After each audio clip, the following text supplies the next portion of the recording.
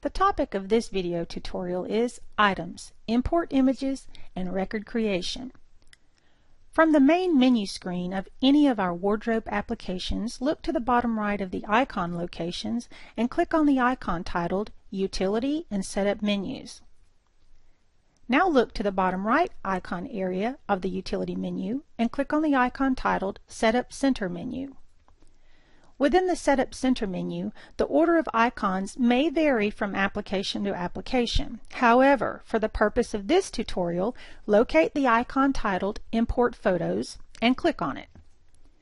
If your application of choice is Wardrobe Planner, you will be taken directly to the Import Item Images Center. If your wardrobe application is either Wardrobe Assistant or Wardrobe Manager, you will be presented with a dialog window asking whether you would like to go to the Item Images Arena Center or the Materials Image Import Arena. For the purpose of this tutorial, I'm going to choose Items. Please note, the process of importing photos is exactly the same for materials as it is for items. Again, should your wardrobe application be either Wardrobe Assistant or Wardrobe Manager, you will be presented with a dialog window asking whether you would like to go to the Item Images Arena Center Normal or the Item Images Arena Center for Production Photography Shoots. For the purpose of this tutorial, I will select the choice Normal. Take a moment to look over the screen while I give you some general background information. Prior to running this process, you must have photographed at least some of your items, removed the photographs from your camera, and placed them in a designated folder where you can find them.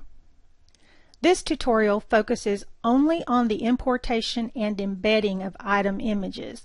We will tackle the specifics of importing images and storing a file reference in another video tutorial titled Module Items Importing Image References. At this point, I would be remiss if I didn't discuss the Preferences and Defaults section. Let's take a look. It's important to note that prior to declaring your default values, you will first have to create any entities you intend to use. Examples of those would be people, storage objects, and similar. I will now click on the tab titled Preferences. Within this tab, there is a button titled Click here to enter or change your global default values.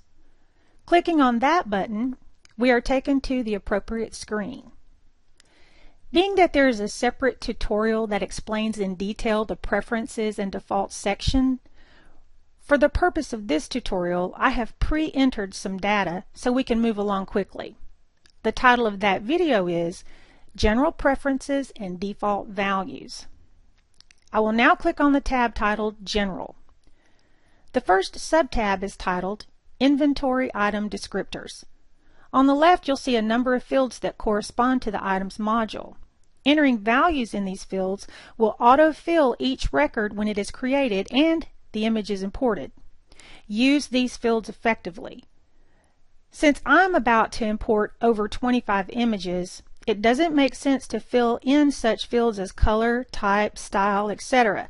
The values that I have chosen to populate are acquired, class, cleaning type, drying type, type, gender, person assigned, and permanent location. When the records are created during the image importation process, these values auto-populate in each record. I can then return to add additional information or make changes to the populated data on a record-by-record basis. Remember to use these default preferences efficiently, as they will greatly speed up the data entry process. I will now click on the subtab Barcodes. This is where you will declare whether you want the barcode numbers automatically generated or manually enter them by scanning objects already barcoded or typing the value. Please note that the barcode module is not available within Wardrobe Planner. Next, I will click on the subtab titled People Assignments. This is where you can declare the item's owner, administrator, assigned to, and altered or designed by persons. Please note, Wardrobe Planner only allows for one person, and therefore only the Assigned To field is relevant. As you can see, I have pre-entered some values in these fields as well. Now I will click on the sub-tab Permanent Storage Location. Again, you see that I have already pre-entered some values. Prior to declaring your default preferences, you will first have to create these storage entities: the building, building levels sections, containers, and subcontainers. Wardrobe Planner does not have the ability to create building, levels, and sections. Only containers and subcontainers can be created. There is a separate video tutorial explaining the storage module in detail. That tutorial is titled Module Items Storage. On the top tab Object, you'll notice that there are 5 more tabs: Item Sizes, Item Financials, Screen Title and Logo, Unique Inventory Item ID Correction, and Help. Since their functionality is similar to what we have just reviewed, I'm going to skip over them for the sake of time. Having populated my preference field with default values, I will return to the Import Center. To do that, I will click on the button titled Return. We now find ourselves back at the Import Items photo screen on the Preferences tab. Next, I will click on the tab titled Import Item Photos. The next function you'll need to perform is to browse to the default folder location where the images reside. The image folder's name and location will depend on the name you gave it, as well as the location where you stored it. For the purpose of this tutorial, I have named the image folder Wardrobe Images. I have placed the Wardrobe Images folder and its contents on the root of my C drive. I will now browse to that location and select the Wardrobe Images folder as the default location folder. Now that I have selected the default folder for the item images, I will click on the Import Item Photos button, Step 3. This brings up a dialog box that asks you whether you want to import one photo or the entire folder of photos.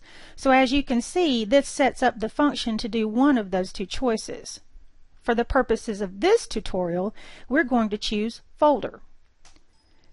Now you're presented with a dialog window asking whether you want to embed the image files into the database or store a reference to each image. Let me take a moment to describe the difference between these two options. If you select Import and embed a copy of the image file, it stores a copy of that image within the container field of the record that it creates through the importation process. The problem that could arise if you choose to import the actual file is that it will quickly bloat the size of the database and cause performance to slow down over time. However, this is the preferred method, and we have provided functionality to deal with this.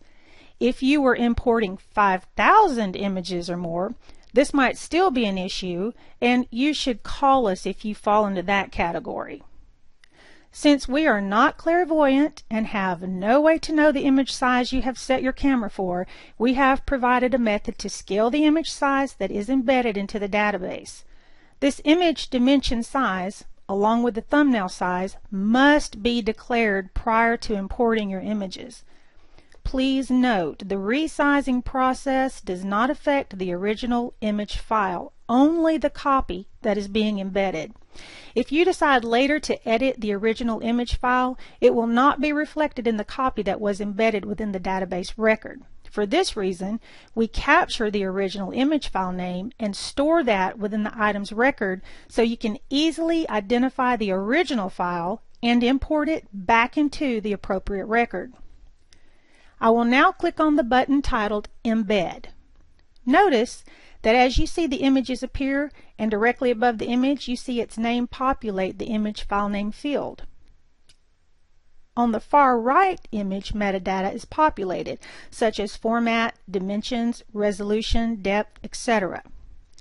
After the importation routine is complete, you are presented with a dialog box notifying you that the mission has been accomplished.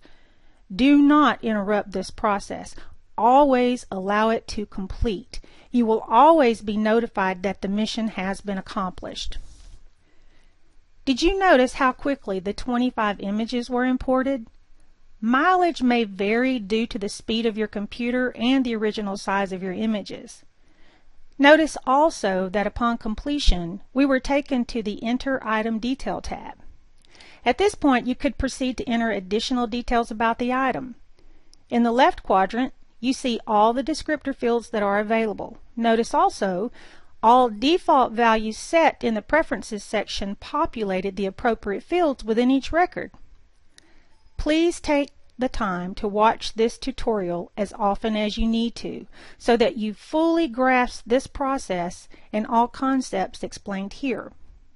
For more information about data entry and modification, please watch the video tutorial titled Module Items: A Complete Overview. I would also like to point out that there is an Import Photo Center for the Materials database. Everything described within this tutorial applies to that as well, so there is no need to have a separate importation tutorial for materials. This concludes this video tutorial. We hope you found it informative.